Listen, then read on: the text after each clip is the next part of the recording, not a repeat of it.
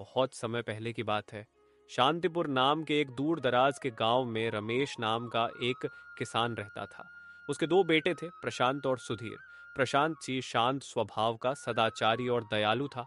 वह रोज पक्षियों को दाना डालता था और भूखे लोगों को अपने हाथों से रोटी खिलाता था। गांव के सभी लोग उसे बहुत अच्छा और सीधा साधा लड़का कहते थे। लेकिन उसका छोटा भाई सुधीर बिल्कुल विपरीत बुद्धि का था। वह बहुत चंचल था और अक्सर बुरे काम करता था। जब भी वह कोई शरारत करता था तो घर वाले निराश होकर कहते थे, हमारा तो बस एक ही बेटा है, ये लड़का तो बिल्कुल बेकार है। सुधीर जब थोड़ा बड़ा हुआ तो उसे पशु चराने के लिए भेजा गया।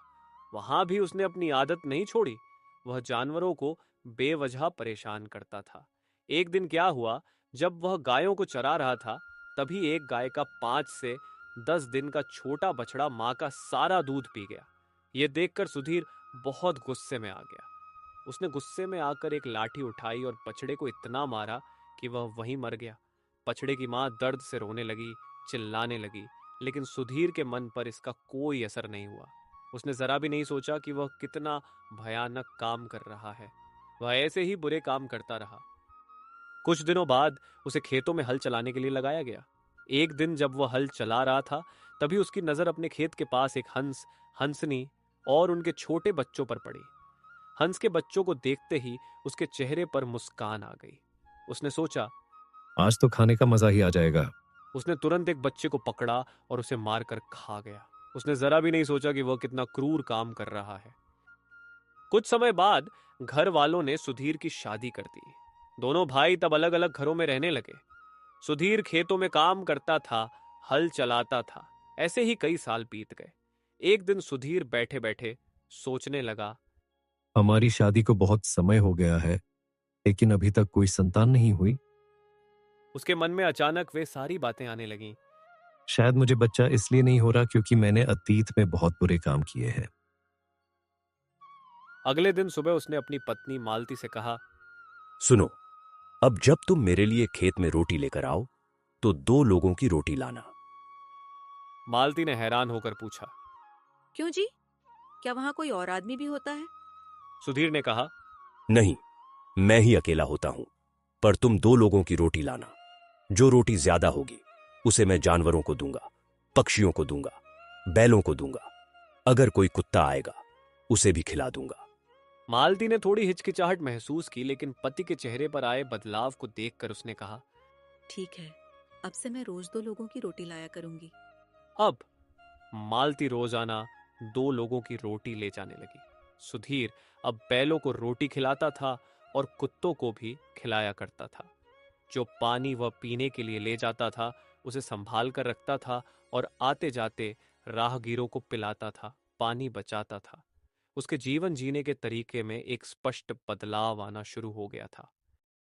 जब उसने बुरे काम छोड़कर अच्छे काम करने शुरू किए तो एक दिन उसने देखा कि उसके खेत के पास की झाड़ियों में एक कुतिया रोज जाती है। उसने सोचा, शायद इसने बच्चों को जन्म दिया है, तभी यह यहां जाती है। उसने उसका पीछा किया तो देखा कि वहां उसने 4 बच्चों को जन्म दिया है। बच्चों को देखकर उसके मन में ममता जाग उठी। उसने सोचा, अब इनकी देखभाल करूंगा, इन्हें रोटी और लस्सी दोनों समय दूंगा। इसके बाद वह हर रोज उन्हें रोटी और लस्सी देने लगा। उनका पेट भरने लगा। इसके बाद ही वह खुद खाना खाता था। इसके बाद उसने सोचा, ये सब जानवर पानी कहां से पीते होंगे? यहां तो पानी है ही नहीं। मैं तो पानी घर से लेकर आता हूं। मुझे इनके लिए पानी की व्यवस्था करनी चाहिए। उसने तब एक कुआं बनाने की सोची और खुद ही कुआं खोदने लगा। कुछ ही दिनों में उसने एक कुआं तैयार कर लिया। इसके बाद उसने जगह जगह पर बर्तन रख दिए और उनमें हर रोज पानी डालना शुरू कर दिया। यह सब देखकर विधाता ने सोचा, कैसा बुरे कर्मों में डूबा रहने वाला यह मनुष्य अब अपने जीवन को कितना सुंदर बना रहा है। पहले जहां यह स्वार्थ, क्रोध और लापरवाही से भरा हुआ था, अब वहीं प्रेम, सेवा और पशु पक्षियों के लिए करुणा से उसका हृदय भर उठा है। अगर इस बदलाव का फल उसे न मिला तो संसार में कौन भले बुरे कर्मों का अंतर समझ पाएगा। जो अब यह पुण्य कर रहा है उसे इसका फल अवश्य मिलना चाहिए।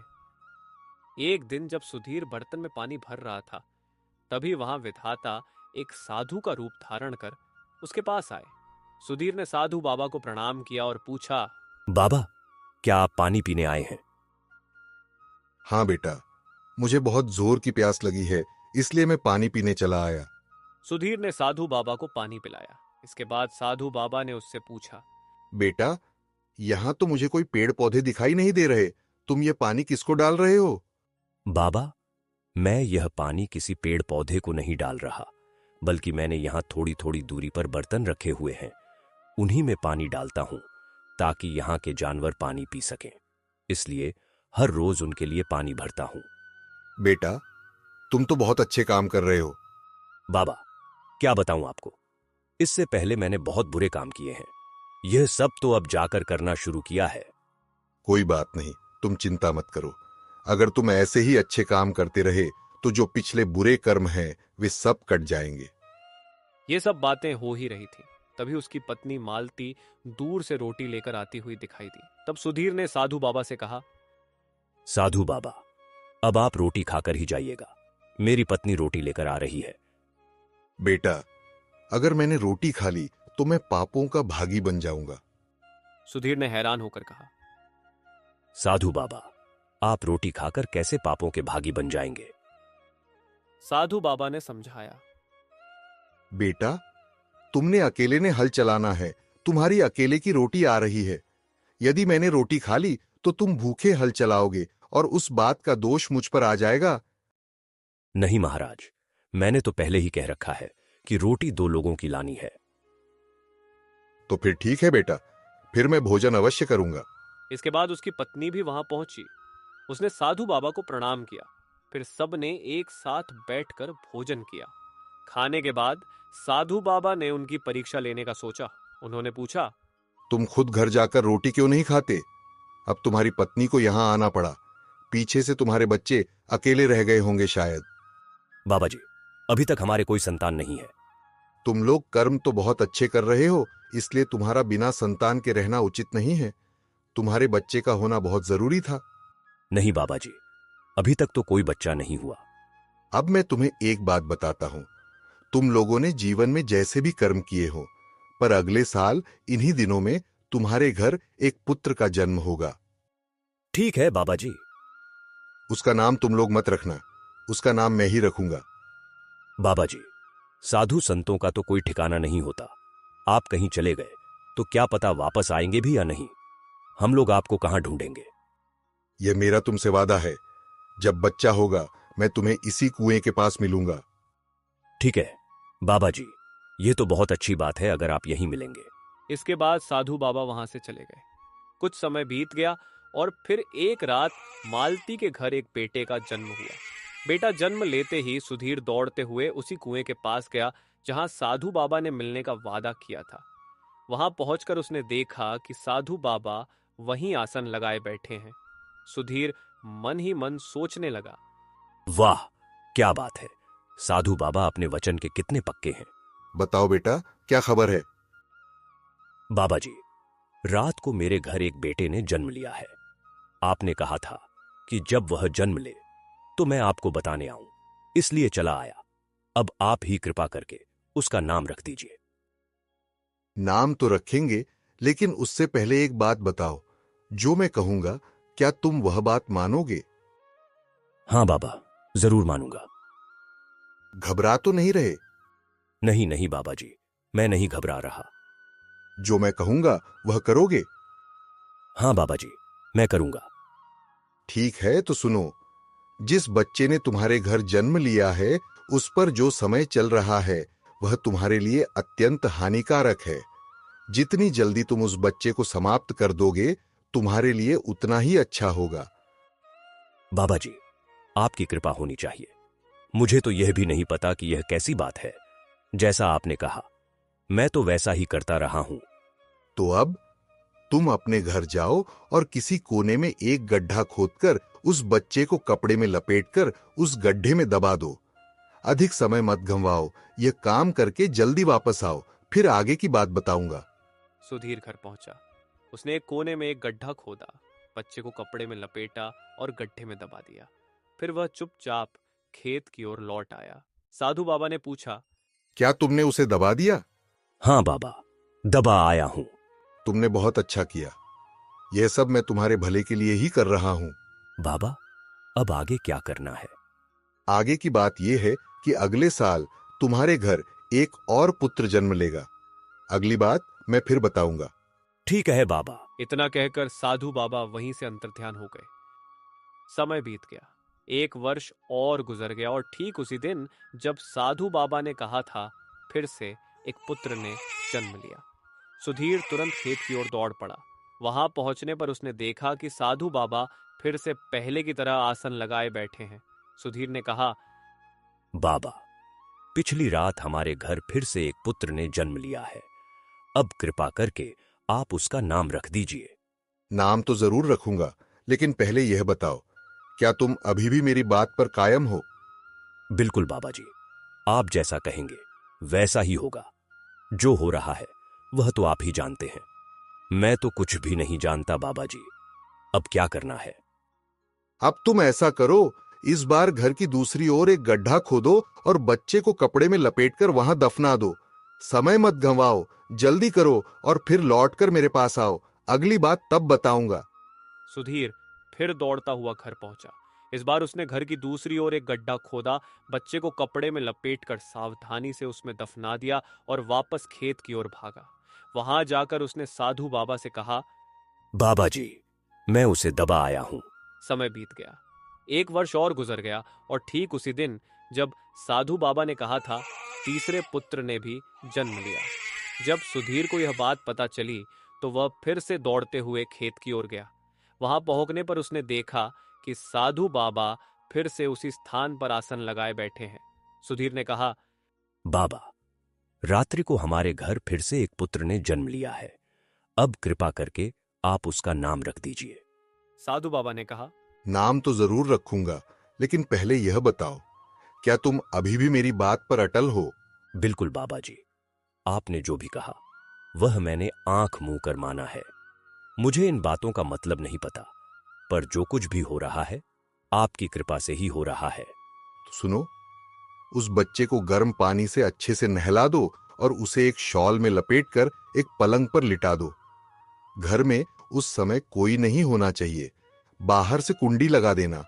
उसके बाद तुम अपनी पत्नी को साथ लेकर घर के बाहर आ जाना और अपने घर के दरवाजे को ताला लगा देना और तुम दोनों बाहर ही खड़े रहना। फिर उसके बाद तुम्हें सब पता चल जाएगा कि यह सब क्यों हुआ है। ठीक है बाबा जी। वह फिर से अपने घर की ओर चलने लगा। जब वह वापस आने लगा तो उसके पड़ोसी, जिनमें विनोद और तारामणि प्रमुख थे, आपस में बातें करने लगे। ये हमारा पड़ोसी सुधीर तो बड़ा पापी है। जब भी बच्चा जन्म लेता है ये उसे गड्ढा खोदकर दफना देता है। ये पाप तो हम पड़ोसियों को भी ले डूबेगा। रात में फिर से इसके घर बच्चा हुआ है। अभी थोड़ी देर पहले ही यह खेत की तरफ गया हुआ है। अभी आएगा और इसे भी दफना देगा। हमें इसे रोकना चाहिए। वे सब इकट्ठा हुए और रास्ते में एक पेड़ के नीचे खड़े हो गए। जब सुधीर आया तो उन्होंने उसे रोक लिया और बोले, रुक जाओ, तुम जो पाप कर रहे हो यह हम पर भी कलंक लगाएगा। तुम उन बच्चों को पैदा क्यों करते हो और फिर उन्हें दफनाने चले जाते हो? अब जो बच्चा हुआ है उसे भी जाकर दफनाओगे, है ना? नहीं, मैं अब दफनाऊंगा नहीं। पहले दफनाए हैं? हाँ, दफनाए हैं। वे क्यों दफनाए हैं? वह तो विधाता जानते हैं। मैं इस बारे में कुछ नहीं जानता। मुझे तो एक साधु बाबा मिले हुए हैं। वह जैसा कहते हैं मैं वैसा ही कर रहा हूं। जो अभी जन्म लिया है उसके बारे में बताओ। उसे तो पलंग पर लिटाना है, नहलाकर। चलो इसके साथ चलते हैं। यह कोई ना कोई हरकत जरूर करेगा। वे सब उसके साथ चलने लगे। इसके बाद जब सुधीर घर गया तो उसने बच्चे को लिया, पानी गर्म किया और उसे स्नान कराकर पलंग पर लिटा दिया। सुधीर ने बाकी लोगों से कहा, अब आप सब बाहर चले, मैं भी चल रहा हूं। उसने अपनी पत्नी मालती को भी साथ ले लिया। बाहर से दरवाजा बंद कर दिया और आंगन में आ गए। इसके बाद वे घर के बाहर आ गए। बाहर आकर सुधीर बोला, तुम लोग जरा दूर खड़े हो जाओ, हम दोनों यहीं रुकेंगे। हमें ऐसा महात्मा ने कहा है। ठीक है, देखते हैं तुम क्या करते हो। कुछ समय बाद जिस पहले बच्चे को दफनाया गया था उसके भीतर से एक अजीब आवाज आई। मेरे छोटे भाइयों, बताओ तुम्हारा माँ बाप के साथ क्या लेन देन का संबंध है? पहले बच्चे ने कहा। पहले तुम बताओ, बड़े भाई तुम बड़े हो। दूसरे बच्चे ने कहा। अच्छा, यह बात तो सुनो। मैं इनके घर बेटा बनकर आया हूँ, लेकिन मैं इनका बेटा नहीं हूँ। मैं तो इनका शत्रु हूँ। ये तो मेरे शत्रु हैं। मैं बेटा बनकर बदला लेने आया हूँ। वह कैसे? क्या आप जानते हैं मैं कौन हूँ? पहले बच्चे के आत्मा ने कहा। यह जो गाय के बछड़े को लाठी से मारा था, वही आत्मा अब बेटा बनकर आई थी। मुझे 5 साल की उम्र में मरना था। फिर ये लोग मेरे कपड़े देख देख कर मुझे याद कर कर के रोते और दीवारों से सिर पटकते हुए घूमते। जैसे मेरी माँ मुझे याद कर कर के रोती थी, वैसे ही इन्हें भी रुलाता। लेकिन अब ऐसा हुआ है कि अब इनके विधाता सामने से आकर दर्शन दिए हैं। उन्होंने इस कारण दर्शन दिए हैं क्योंकि इन्होंने कुछ समय से अच्छे काम करने शुरू किए हैं। उसी कारण विधाता ने इन्हें दर्शन दिए और उन्होंने मुझे सीधे इस गड्ढे में दफना दिया है। अब मुझे इनसे कोई मोह नहीं है, न इन्हें मुझसे कोई मोह है। इन्होंने मुझे दफना दिया है। अब मुझे इन दोनों का कोई दुख नहीं है। मेरा हिसाब पूरा हो गया है। फिर दूसरे बच्चे को जिसे दफनाया गया था उससे पूछा गया। अब तुम बताओ। मैं भी केवल बदला लेने ही आया था। जब यह खेत में हल चला रहा था, तब वहां से एक हंस, हंसनी और उनका एक बच्चा निकला था। मैं पीछे था। इस पापी ने मुझे मारकर खा लिया। मेरे माता पिता रोते रोते मर गए। मैंने तो उसका कोई नुकसान नहीं किया था। उसने मुझे मार डाला, मुझे पीटा, मुझे मेरे माता पिता से अलग कर दिया। वही आत्मा अब बेटा बनकर इस घर में बदला लेने आई थी। जब मैं 18 साल का होता, तब ये लोग मेरी शादी के बारे में सोचते। फिर कुछ समय बाद मेरी शादी हो जाती। उसके बाद मेरी मृत्यु हो जाती। तब ये पापी दीवारों से सिर पटकते। जैसे मेरी माँ को दर्द होता था, वैसे ही इन पापियों को भी दर्द होता। लेकिन अब क्या हुआ जानते हैं? अब इनके विधाता ने इन्हें दर्शन दिए हैं और वह इन्हें सही रास्ते पर ले आए हैं। मुझे जन्म लेते ही इन्होंने गड्ढे में दफना दिया है। अब मुझे इनसे कोई दुख नहीं है। मेरा इनसे कोई मोह नहीं है और इन्हें मुझसे कोई मोह नहीं था। अब मैं वह बदला नहीं ले रहा। वह सब खत्म हो गया है, क्योंकि अब इसने अच्छे काम करने शुरू कर दिए हैं। मेरा हिसाब पूरा हो गया है। फिर तीसरे बच्चे को जिसे पलंग पर लिटाया गया था उससे पूछा गया। तुम बताओ, तुम्हारा क्या लेन देन है? कोई किसी की बेटी नहीं, कोई किसी का बेटा नहीं। ये सब तो पिछले जन्म के लेन देन के संबंध हैं।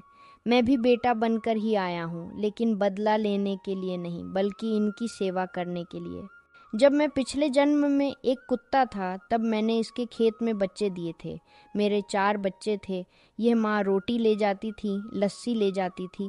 यह मुझे रोटी देती थी, लस्सी पिलाती थी। इसने मेरा पालन पोषण किया जब तक कि मेरे बच्चे बड़े नहीं हो गए।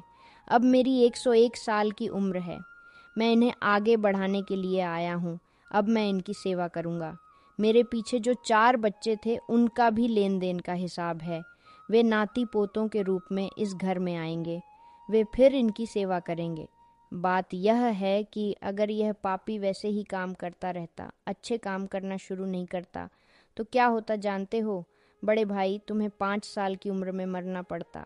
दूसरे भाई, तुम्हें 18 साल की उम्र में मरना पड़ता। फिर मैं यहाँ बेटी के रूप में आती।